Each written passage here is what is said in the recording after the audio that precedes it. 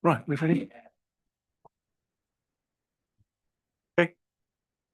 Good evening, everyone. Welcome to, thanks for joining us, firstly. This is the Planning Committee meeting from Town Council. My name's Steve Tanner. I'll be chairing this evening's meeting.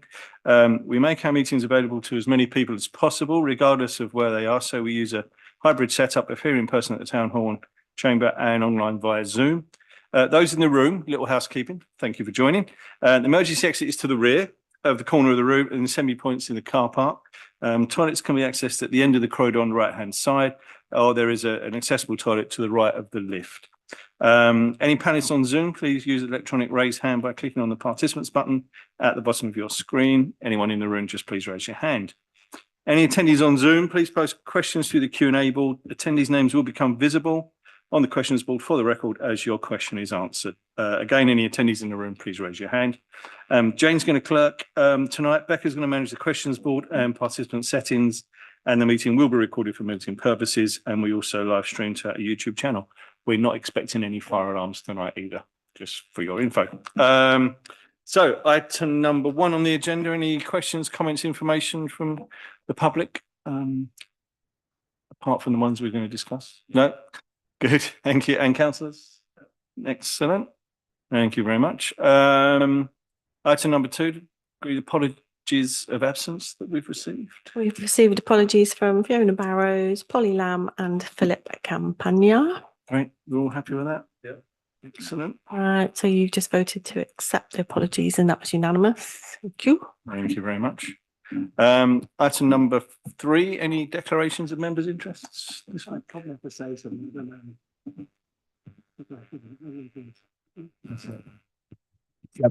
The one at Rowden House. I own a house in the next street and I've had a letter about this. So am I involved in this or not? Who was the letter from the applicants? No, from the Somerset, from the planning. I see you've been like the neighbours. I've been insulted by Somerset. Yeah. So, do you feel that there is any impact on likely to be an impact on you? None at all. I mean, this has been going on for 2 years now, and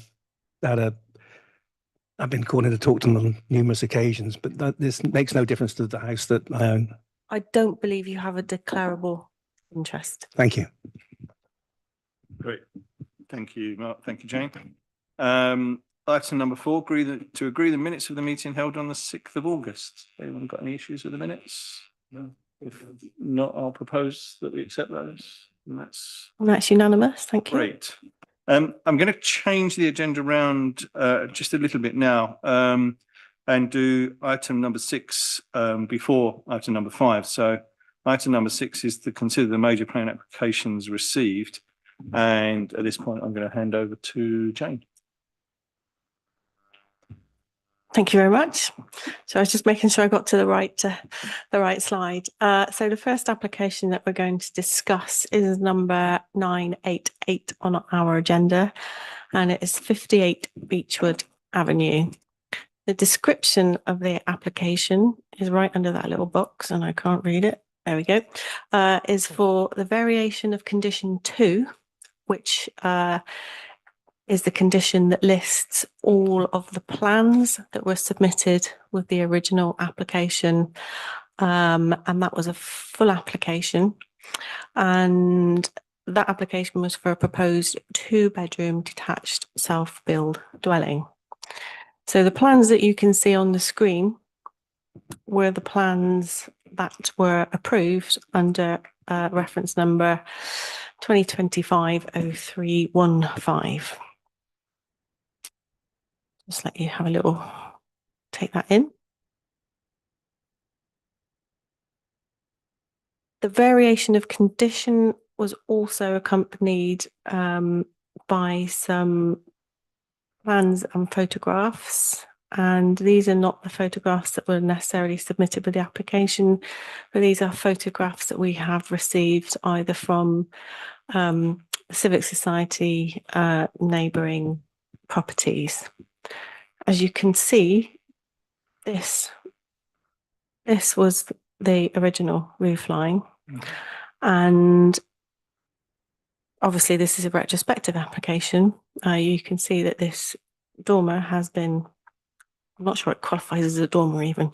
I mean, it's a roof extension, frankly, is what is there now. Obviously, we have had lots of contact about this. The enforcement team at Somerset have been involved.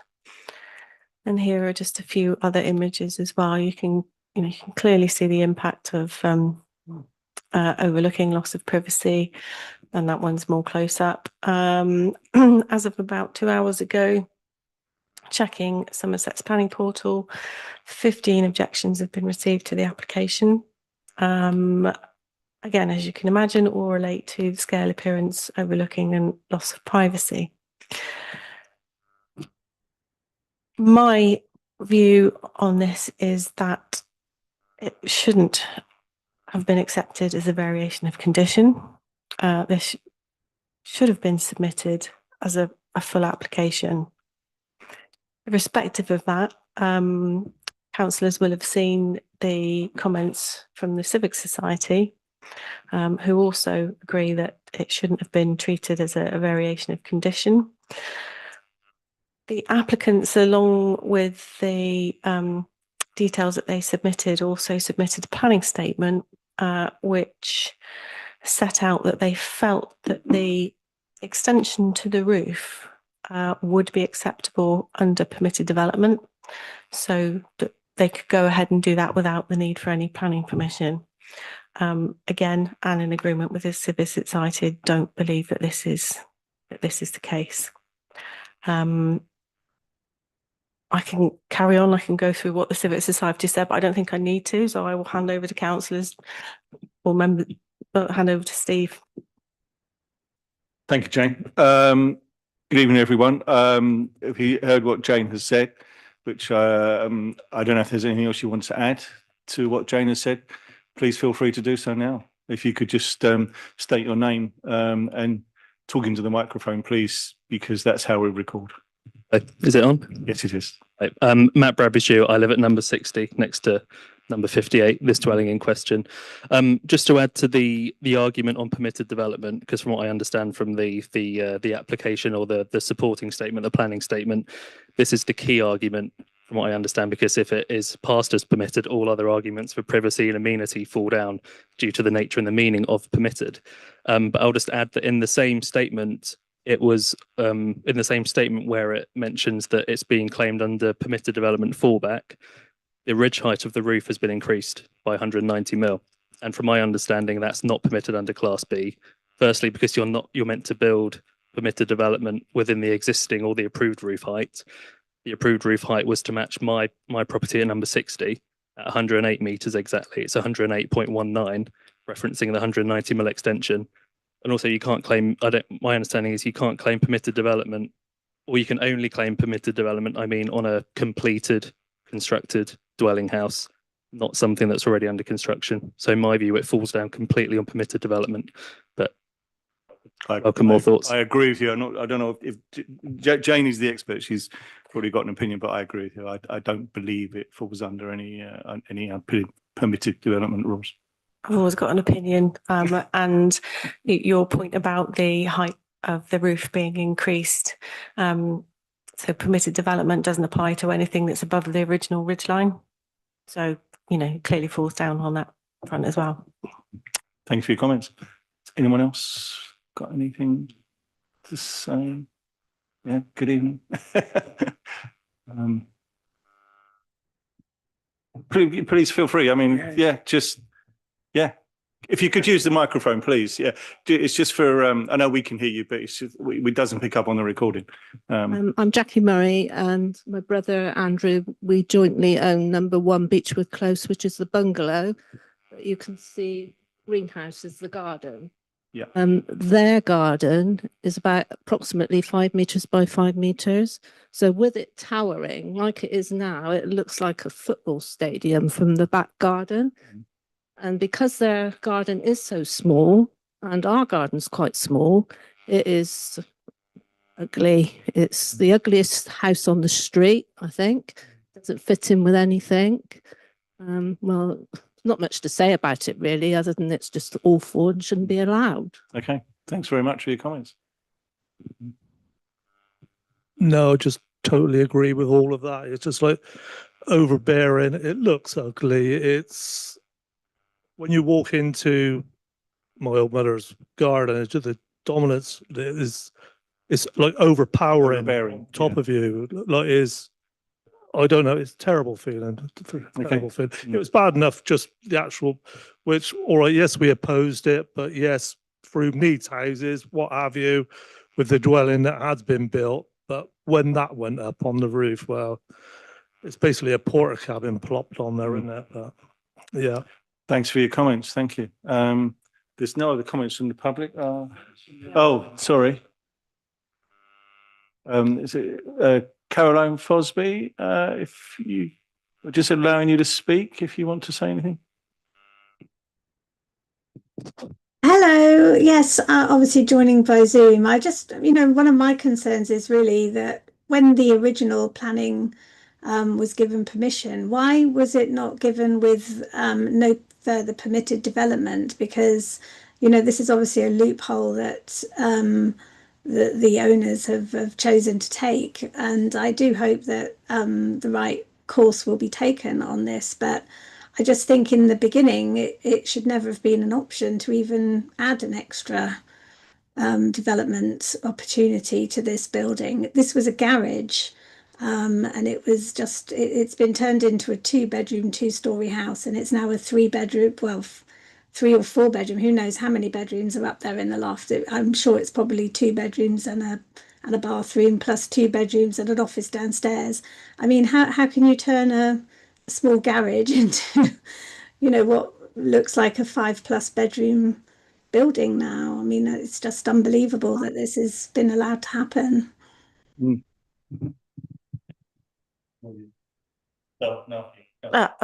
Just to say, Caroline, your point about why weren't the permitted development rights removed when it was given permission, I think is a very good point. I agree that should have been something that was done. Unfortunately, it wasn't. And as I'm sure you're all aware, we don't actually make the decisions here at Frome Town Council. We're a consultee, the same as perhaps some of you, but obviously our comments do get considered by Somerset whilst making their decision.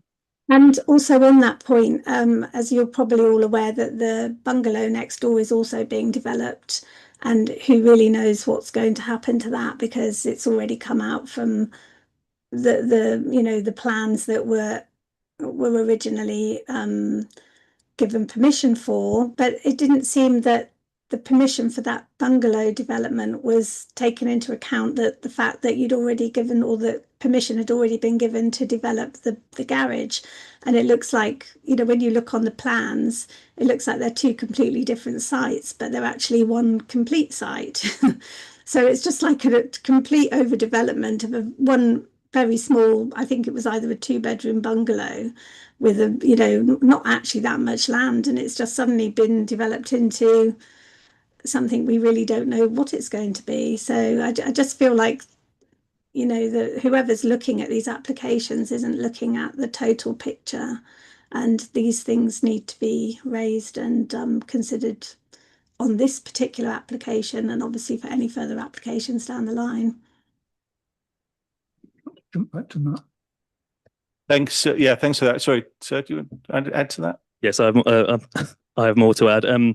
Caroline rightly mentioned the additional work to the bungalow as well. So I think we'll all be seeing you in about a month as well for that. Yeah. I know that this is, of course, for The cat is out the bag to a certain extent, isn't it? the dormer itself, but I think it's very clear that this is a developer who is effectively playing the hand of from what I understand, is an underfunded council in Somerset Council, who may be under budget pressures or may lack the funds, let's say, to properly enforce these kinds of developments where it's already been all the main structures already been completed, with potentially windows going in soon.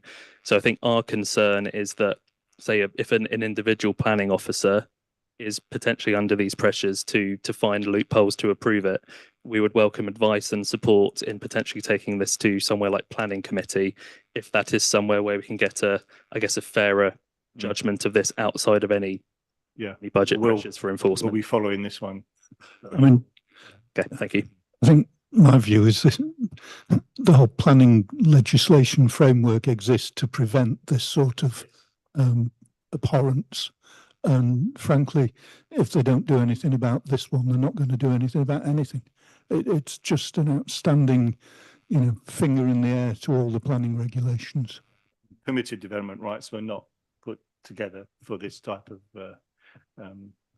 extension, if you want to call it that. That's not the intention of permitted development rights. If there's no other comments from the public, councillors, I'm sure. This is awful. I thought it was an air traffic control tower when I saw it. And I can't comment on the builder's attitude to trying to play the system or not. I think you probably, it's a reasonable assumption for you to make, I think. As you said, it can't come under permitted development. It can't come under a variation. It would need a whole new application, which we would never approve. When we see a dormer, we just expect a little window, let a bit of light in somewhere, not a whole new house on top of another house. And we'll support you by strongly objecting to this. Well, I will anyway, and I imagine my colleagues will be the same. But this is dreadful, and especially those of you who have this looking in your garden is really wrong. So thank you for coming and bringing it to our attention. Thank you, Mark. Andy, do you want to add anything to that? No? Okay. I mean, I just get echo what Mark said, and I think what you've said as well. It's not a variation of conditions as far as I'm concerned. It doesn't fall under permitted development. If we'd have seen this at the original plan application stage, we would never have not objected to it. I find when builders or applicants do these variation conditions to try and squeeze things through underhand, quite offensive, quite frankly. So we have in the past, we've had quite a dim view on retrospective planning applications as well, because, as you say, gaming the system. Better to ask for forgiveness than for permission, but we don't really agree with that on our experience on this committee. So I think, if they did ask for retrospective, we would be against that as well. Even more so, yeah. Oh, Helen's all right. Hi, Helen. Hello, Helen. You need a microphone. Helen can probably help you more than we can. Is it on? It is. Okay, I'm the councillor for the area for Somerset, and I've also objected to it, and I'm going to write to the planning officer. I don't know if you're aware, but the whole planning system is going to change from the 1st of November. And small applications generally will not go to planning committee. They will get decided by officers. However, there's an exception for retrospective planning applications. So this one should go to committee. So that means that you would have a chance, it will be at Shepton Mallet, to come in and put your views forward. Because otherwise we're going to have a problem with the officer possibly approving it, because there's a whole issue, as you know, with Somerset Council nearly going broke. And if they enforce against it and ask them to take it down, it means there's a whole load of legal costs involved in that. So they tend to err on approving these things. I don't know, I can't speak for the officer, but I'm a bit worried that money is going to come into the equation. So it should go to committee, and please do come along to committee if that is the case. Thank you. Thanks, Helen. If there's nothing else to say, I propose that we strongly object. I think we're very strongly objected. Yeah. On this one, I do propose that we very strongly and forcibly object to the application and the way the application has been presented. Yeah, absolutely. Jane's going to tell me I can't do any of that. No, I'm not. Jane's going to suggest what the objection might include for you. Okay. So as I mentioned previously, the Civic Society have put together a comprehensive objection. All of the things that we had already mentioned, but they talk about obviously the this can't be dealt with as a variation of condition, the impacts on the neighbouring properties for all the reasons that we've spoken about, the additional height, overbearing on neighbours and so on. It's not permitted development, and adding to that as well also suggests that we mention that consideration for the whole area, including the works to the adjoining bungalow, and the fact that the roof height has already changed, further demonstrating that it can't be accepted as permitted development. So if you're happy for me to submit comments on that. Yeah, I think we should also say that had this been presented originally, we would not have we would have objected strongly at that point as well. So the fact that it's retrospective doesn't change. And just to pick up on the point that Helen was making, if the planning officer does look to approve this application, the fact that we have objected and Helen has objected and you have objected should automatically trigger a notification for it to go to Somerset's planning committee meeting. Because you've written in, you will be notified that it's going to committee. So you'll be aware of what's happening, as will we. Okay, so I'll propose that. And that's unanimous. Thank you very much. Okay. Thank you all for coming along. You don't have to stay for the rest of the meeting because we haven't got any longer. Yeah, as you've been, as Jane said, you will get notified. Yeah. Okay. Thank you.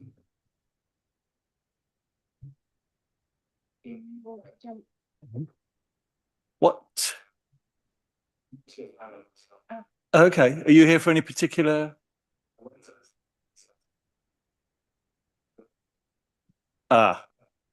Item 5. Yeah, we're going to do that at the end of the meeting.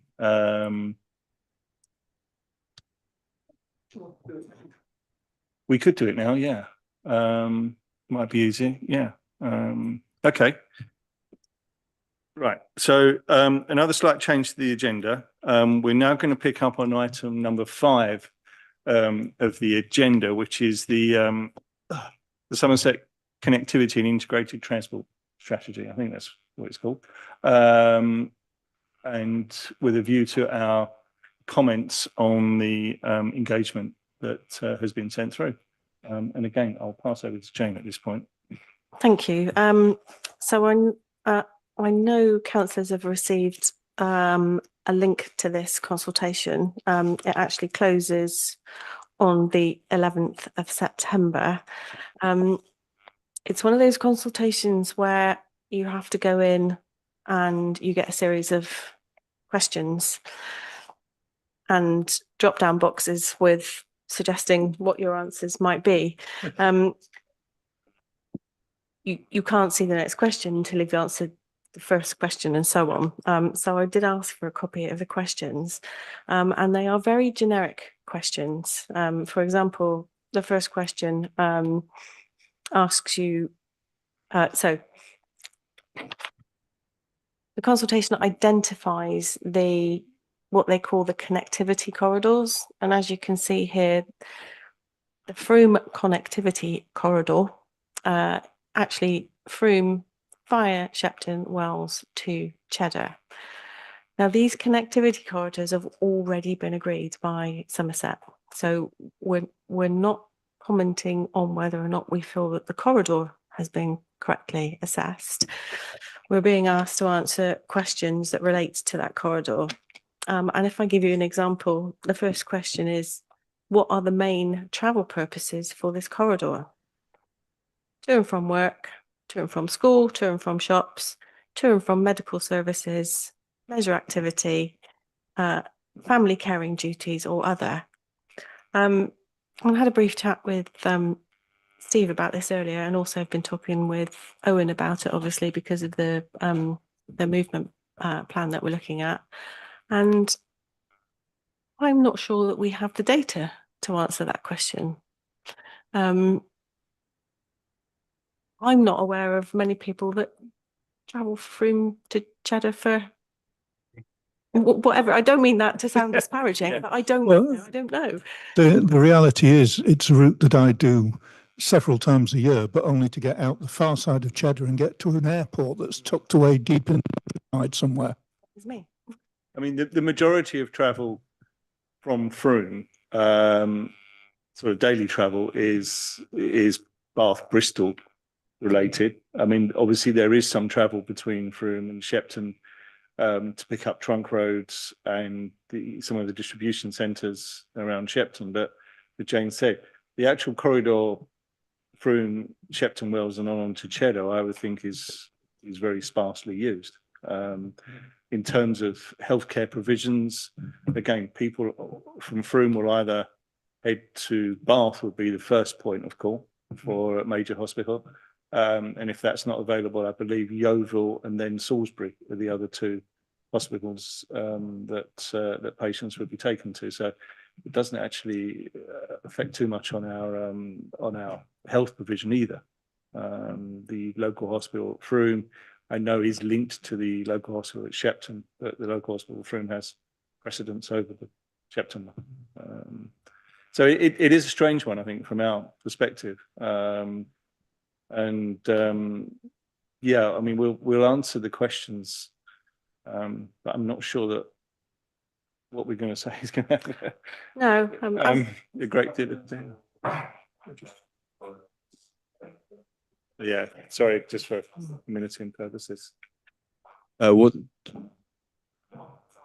Yeah, just. What's the fundamental intent of the connectivity corridors? Like, what's the foundational basis of this study or exercise? that is a very good question. We were told what the corridors are. So this has come from Somerset Council. Yeah. I mean, maybe Helen might be able to Might sort be right on it. Yeah. My understanding That's all right. is that working? Yeah. My understanding is that they want to make these public transport corridors or active travel corridors. So they want to see how they're being used at present, look at all the gaps, the buses and whatever, and then try and improve those things because they want to get cars off the road. So that is my understanding of why they're doing, and they're assuming that that corridor is the main corridor out of Frome across Somerset, which is to go towards Shepton Mallet. And it is true to a certain extent that even if you want to get to Yeovil or the A303 or whatever, you're most likely to go via Shepton Mallet. There are other ways. Yeah, I mean, But you wouldn't, do link up. from Shepton Mallet, you wouldn't then go to Wells, would you? No. You'd head south on the. Yes, and they've missed out that great long straight bit there. They've missed Yeah. out that transport Down to the corridor 303. completely. Yeah. Yeah. So it is strange that they've chosen these particular corridors. Yeah. Now, going back to the local plan, where they've got the local plan and they've got this, they looked at what they call the spatial strategy. This is the new where we're going to put the houses in Somerset plan. They had a corridor that went from Frome southwest directly down towards Yeovil. Yeah. And they called that a transport corridor.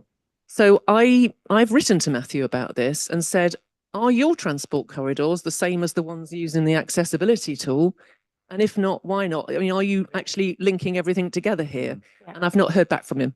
Right. So that was, They're not connecting the connectivity. no, they're not. So And the questions, I mean, the next question talks about the challenges and performance of those corridors.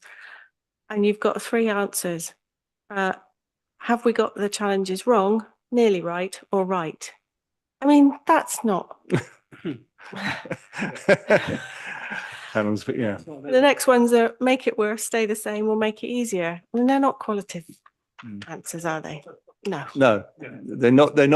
Yeah. This to me would be like a transportation modeling exercise done by like a regional civil engineer with trip generation counts, trip counts on various roads at various times, understanding actually what vehicles are using various trunk roads, and then seeing where trips originated as well.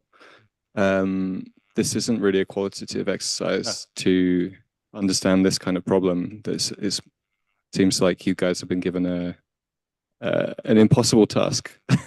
It is a bit, yeah. We are doing our own sort of movement and sort of place plan, looking at how transport around Frome is not just in Frome, but in parishes around Frome, between here and say Norton Phillip and places like that, and how that's working. But we won't be able to drill right down into numbers of vehicles and things like that. We just haven't got the resources to do that. So what we're doing is trying to get evidence from the local parishes that we can then put together into a report, which is going to be a lot more specific to Frome and its surrounding areas than a sort of a generic corridor. I mean, this comes across as the ultimate tick box exercise in consultation. Yeah. I've consulted with the stakeholders. No, you haven't. Just carry on, Helen. So the other thing is that I can't find an email telling me about this. I think I wrote to you and I copied Jane and yourself and Steve. I wrote to Matthew Prince saying we had the primer email round about the start of July, that's 7th of July, I think it was, that said, we're going to be doing a consultation on this and it's going to be on Citizen Space. And then we didn't hear back from it. So as a councillor, Somerset councillor, I think that they've made a decision to consult with the parishes first. I don't know how you found out about it. Did you go on Citizen Space? Oh, okay. Well, anyway, I don't know that it's a very public consultation. It's not. It is for the parishes. It came directly to us from Emma Plummer. Okay. Yeah. And Okay. It was only for the which is- parishes. she works for the LCNs. Yes. Yeah. She's the link officer, Yeah. I think. Yeah. The other thing I wanted to say is that on the local plan cross-party working group, when I started talking about these trips, and I said, well, have you looked at the most recent travel to work areas, this, that, and the other? They said that the most recent statistics that are absolutely thorough are the 2011, pretty sure they said that, census, and that the census has dropped the question of where you live and where you work. So there are now no up-to-date travel to work statistics. Really? Now, I don't know if you know better, Jane, but on the basis of that, I think they were statistics that went into the old Mendip local plan, which said something like, I thought 80% of people who live in Frome out commute from Frome, and something like 80% of them go by car, something like that. There was a statistic, and I just remember 80%.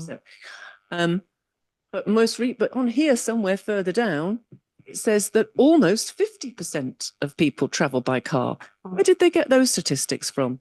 How have they come up? Have they, maybe if you're a transport expert, gentleman here, maybe you'll know where they got those. But do you know about this 2011 thing being the most recent? So we've had a lot more housing in Frome since then, and no particular work opportunities. I mean, I think we want to respond because we don't want to be accused of not engaging, but I don't think that I don't think that we can answer the questions properly because we don't have access to that data. But at the same time, we want to respond. So I think the plan was that potentially a small group of us take this away, put our heads together, look at the information that we've got from the work that's been done so far on our movement plan and other data that we can access, and try and answer the questions as best we can. But I think I will be sending comment to Somerset about this. But I don't know. I mean, the gentleman here, did you have something that you wanted to input or? Yeah.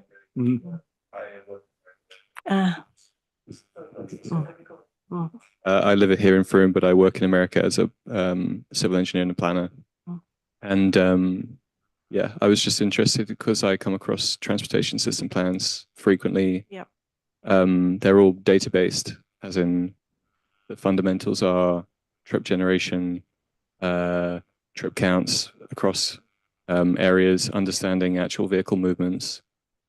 That vehicles are categorized into HGVs, passenger vehicles, local delivery vehicles, etc., etc. And jurisdictions make decisions based on vehicular movements and plan ahead according to that. And then there's a consultation once the decisions have been made based on the data rather than on sort of waffly, like Assumptions. you like the way that the roads work or something like that at the moment? We when we started our sort of movement plan, we spoke to Bath and North East Somerset Council, or I think it's Bath City Council, I can't remember which one. They have just completed a sort of a movement strategy, as they call it, and they put a huge team on it, and they did drill down into exactly what you just said. You know, traffic movements, what type of traffic, whether the traffic was going through Bath, whether it was going to Bath, you know, whether it was going from Bath, and it was very, very much data driven. But they have huge amounts of resources that they could throw at that, which we just don't have. And yeah, but I think if you look at that piece of work, it'll probably be on their website now. That's pretty extensive. Well, you've made me feel better anyway. Yeah. Looking at this thinking, We thought we were missing something, didn't we? You know?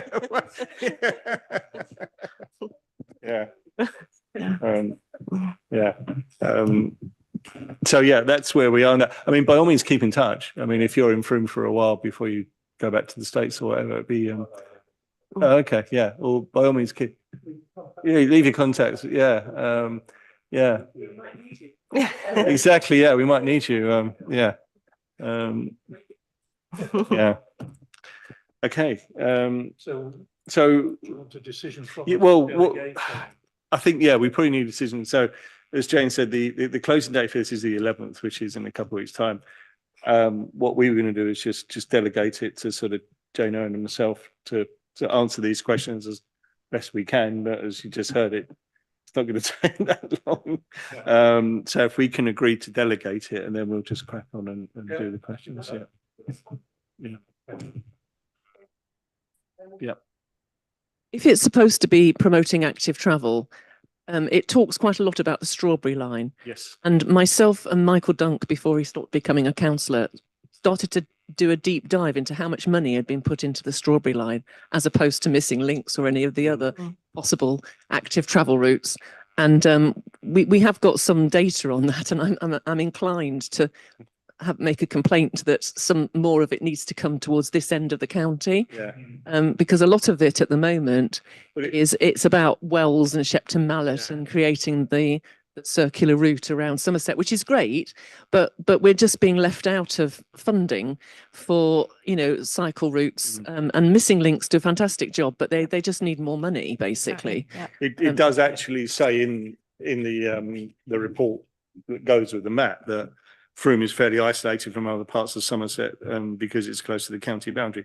There is a greater need to improve connections eastward into neighbouring areas. Yeah, so they recognise that. They need to actually put some funding where their mouth is, don't they? Exactly, yeah. And the better connected scores are the lowest, as you can see. Surely for Frome residents as well, people who live here, work here, or travelling to Frome, actually the connectivity that exists to Bath and beyond, and Warminster and other places, is important to county residents, people here. So the fact that it doesn't even show connectivity outside the council boundary sort of immediately neglects people on the perimeter of the county, because you're suddenly creating only inter-county links that, you know, on perimeter places have less connectivity just by definition. Absolutely, and the majority of bus routes that we have in Frome are, I think the main one is not actually funded by Somerset. I think it's funded by Wiltshire, isn't it? D2. Yeah. So a lot of the buses that we have are funded outside of the county, not within the county, and those are key bus routes for a lot of the residents here. I think on that point, and let's not diss the whole thing, because there are some questions that say, you know, that they recognise that we need at least an hourly service to go trains to Bath and Bristol. So let's go yes to all those answers. To you are going to do that. Yeah. And unfortunately, as I say, I'm not getting a bite of the cherry here because they're not asking councillors. But It's very difficult to find the link. The only place was in the contact we had directly from Emma, as you know, that was sent out to the parish. I'll write to Emma Plummer, thank you, and I'll also send the email again to Matthew and copy in his manager, and get that link, or to at least understand who right now they want to consult with. It may be I that they can- deliberately want to keep us out of it at the I moment. can send you the correspondence that we had so that you're aware of. Yeah, no, I what's managed to been get into this bit. Yeah. It's very small on my screen. Yes. I managed to get into it through Owen's link. Right. Yeah. I mean, I think at the end of the day, we welcome any engagement, on local plan, connectivity, transport plan, all of that, because it all helps to build a picture. It's just connecting all of the various pieces of engagement together. And this one does seem to stick out a little bit. Also, as you and I have corresponded with each other about integrated transport planning with regard to buses arriving at the station 5 to 10 minutes before the train goes and all that sort of stuff. Because at the moment there's no interconnectivity at all. So if you could emphasize that would be great as well. Yeah, thank you. And spare a thought for Bruton.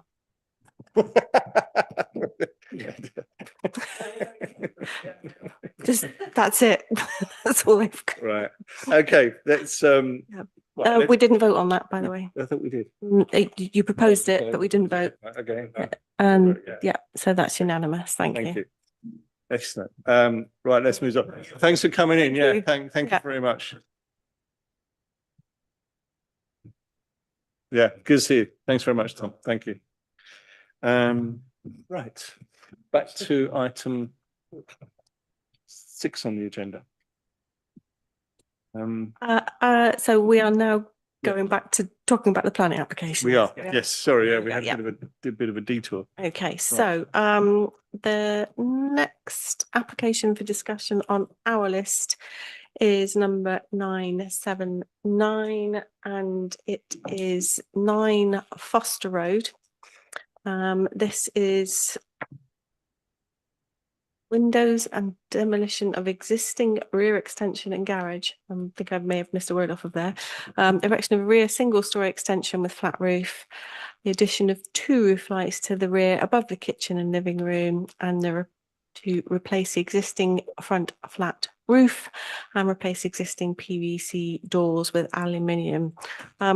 Mainly highlighted this one for discussion just because there seems to be a lot going on as part of the application, although when you actually look at the plans, it is less than it appears to be. So this is the site location here, and you can see on the proposed that actually what they're talking about is this area of extension here, and that involves demolishing this garage, the existing garage here.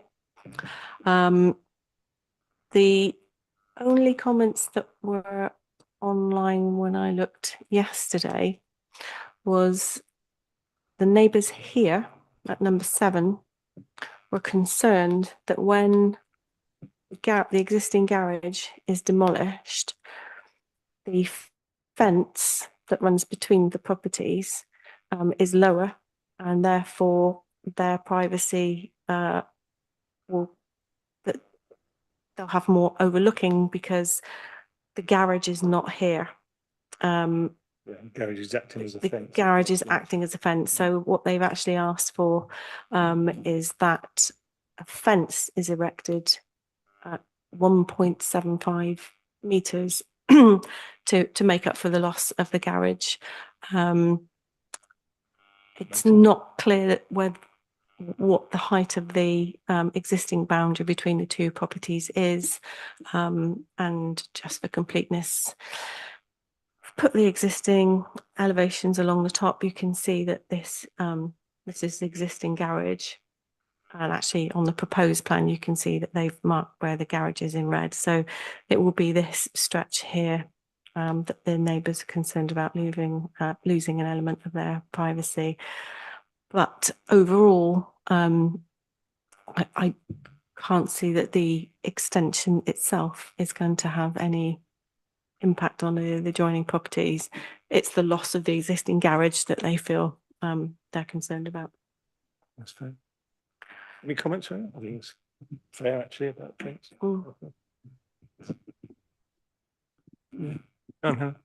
Only to say that the neighbours will get more light in the winter in the late afternoon.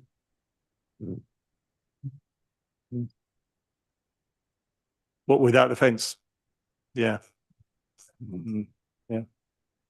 Well, once the garage is gone and it's been replaced by a fence, then it just lets a bit more light in there, doesn't it? I think it's a shame that it needs to be such a high fence. Can't you just talk to your neighbours? I mean, hey ho.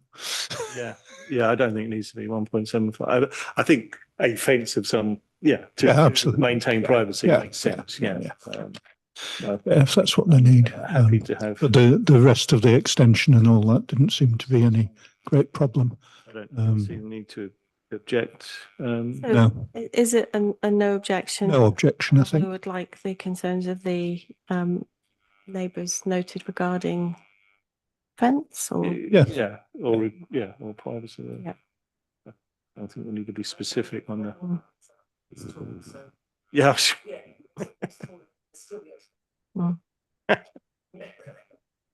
Not me. Yeah, I think, I'm sure between them they can work out how high the fence should be. Okay, so you happy? Nothing burger then.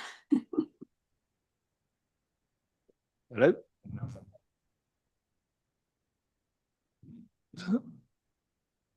You got somebody else online? Oh, Caroline's still there. Right. Okay, So no objection. no objection. Yeah, with that, Mark? Yeah, thank you. That's unanimous. Okay, so next on the list we have number 981 on our list, which is 21 Market Place, and it is for an internally illuminated travel co-op fascia signage with non-illuminated travel co-op projecting sign, printed vinyl window graphics, and a display of one internally illuminated 55-inch digital LCD advertisement display screen. Wow. Well done. Well done.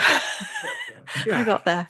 Practicing that all afternoon. So I'm sure you are all familiar with this property. You can see the site plan there. That is the existing signage. And I'm just going to move to the next, that last one. So you can actually see the proposed signage in more detail. So the actual fascia sign that the travel co-op does sit within the existing fascia plate, if you like. The top bit. The top bit. Right. Yeah. And our new shop design thing? We haven't started work on our new shopfront design guide yet, but as the Civic Society have rightly pointed out, the very old but shopfront design guide, amended one, this wouldn't comply with it. However, I think that is the least of the concerns with this application.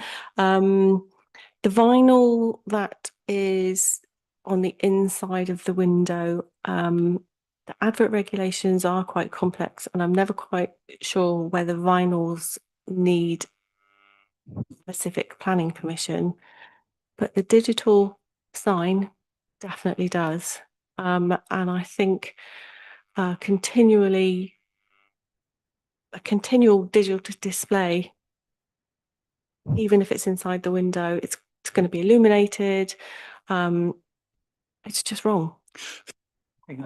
Dangerous for drivers as well. Absolutely, yeah. This is a list. It is a listed building, isn't it? The Civic Society. Yes, it is a listed building. So there should be a listed building application as well. Possibly, I'd need to double check, but the attaching of the fascia may qualify as requiring listed building consent. All the stuff that's effectively inside the building like the vinyl being attached to the window, that wouldn't need any consent. The telly, yeah, that's a good way of describing it. Yeah. Yeah. I'm definitely against both the illuminated fascia sign and the telly. Yes. It's just wrong to bring that additional distraction onto the high street. Especially at that point in the high street. Yeah. You know, I mean, we did. It's a local business. They are currently located at the bottom of Cheap Street, and of course we want to support local business, but I'm afraid I do not think that this signage is appropriate. We had a similar application, didn't we? I think it was last year or a year before with Howdens, the insurance company up Catherine Hill, Yes, up yeah. into Catherine Street, and they initially wanted to put an illuminated sign in their window, and they agreed not to in the end, and they just left with the fascia, which is, I mean, that's fine. I mean, I know you say it's a local company, but it's a national brand. Yes, yeah, And we fair don't enough, I suppose. what I particularly mean is want national branding like that forced into our high street.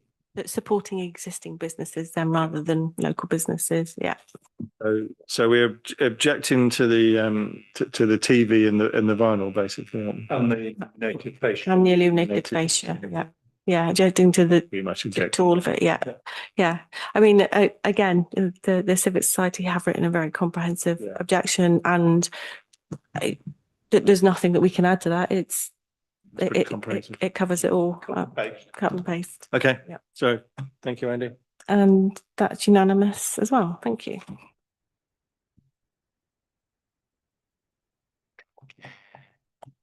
Oh, yes. So the next one is number 983 on our list, the lodge at Rowden House to Vallis Road. I put this one on the list originally because when I looked at the plans, I misunderstood what the application was for. I had thought that it was a retrospective application for what is shown on the plans there in respect of where the stable was here. But actually, on closer inspection, that's what they had planning permission for in the original application, the one we discussed it. The Civic Society have assumed that they have submitted this as a retrospective application because they didn't get the conditions signed off with respect to the materials that were used. I can't confirm whether that is the case or not, and unfortunately I haven't been able to get in contact with the officer to understand why this application is retrospective for what particular reason. But what I can tell you is that it has been built in accordance with the plans that were approved. So whilst I highlighted it for discussion, I may have jumped the gun a little, but I thought I should explain that to you. Mark? I know I said I probably shouldn't comment on this. I've been in there quite a bit over the last couple of years because we've had complaints about them working out of hours, and I've had to go and talk to them, and the work is, it's a lovely building. They've done a fantastic job on it. I mean, this, in my opinion, not as on the look of it, it's been very well done, and it's quite sympathetic. What's this about 4 flats? I haven't seen that before. Oh, that's because I was rushing and forgot to change the description on that particular I application. had me worried a bit because I sort of ambushed us there. Please ignore that. Okay, that's good. It is. That's we reuse the PowerPoints as a template. So that's going on top of a building in Cheap Street. It's going on top of the building in the marketplace. Be interesting, wouldn't it? Yeah. It's been a very busy week. So the Civic Society basically, I mean, as Jane said, they're basically saying there's no reason to object unless the conservation officer has got any issues. I think that's a very fair point. Absolutely, yeah. So I think that, again, I think we echo that. I haven't been in there. I've driven past several times. It does look pretty good from the outside, I have to admit. Yeah, I think that's what letting on an Airbnb basis at the moment. Right. They're very approachable if you want to go and have a look at them. I remember going in there when it was a wreck. We all went in there, didn't we? And it was, Okay, so vote on that. Great, thank you. And that's unanimous. Thank you. Next on the list, number 986. This is 34 Rodden Road and is the proposed erection of a 3-bedroomed, 2-storey dwelling house, including access and parking. I did originally just have the site plan here, and I thought if I put up an image, everybody will know exactly where that is straight away. This is the footprint of the proposed dwelling, and some of you may recall that we saw an application for a dwelling there probably 2 years ago. Was it really that long ago? Gosh, years ago. That application was approved, and I think we did have some concerns about the size of the footprint at the time, but nonetheless, the application was approved. This application has come back because the approved plans didn't meet the space standards, and this footprint is 20 square meters. No, sorry, putting my own notes now. 15 square meters bigger than the approved application.